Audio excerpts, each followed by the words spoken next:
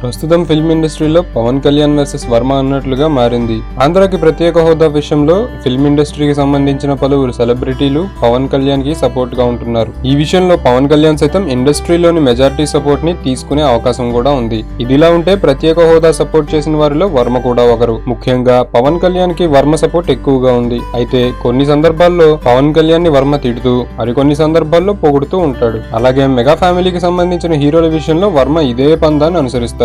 ఇక తాజాగా వర్మపై Pawan Kalyan final counter ఇచ్చేశాడు. కూతురితో బూతు సంభాషణలు చేసే వ్యక్తితో మాట్లాడటం అనవసరం అనేది పవన్ ప్రెస్ ముందు ఇచ్చిన క్లారిటీ. ఈ స్టేట్మెంట్ విన్న తర్వాత విచిత్రంగా ఉండే వర్మ సైతం కాస్త మనిషిగానే స్పందించారు. పవన్ కళ్యాణ్ కి కౌంటర్ ఇచ్చిన వర్మ మాటల్లో అంతర్లీనంగా పవన్ కళ్యాణ్ కి సంబంధించిన ఎన్నో విషయాలను బయటకు చెప్పారు.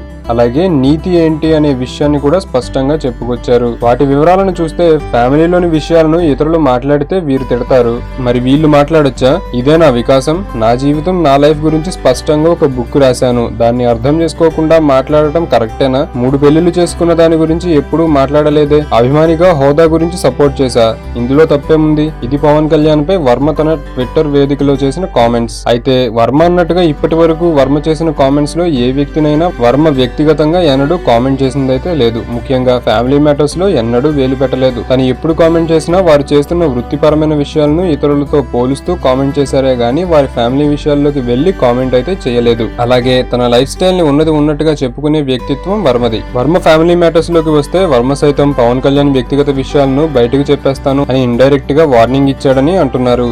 అయితే దీనిపై మరింత దుమారం భవిష్యత్తులో జరిగే ప్రమాదం ఉండనే ఉంది.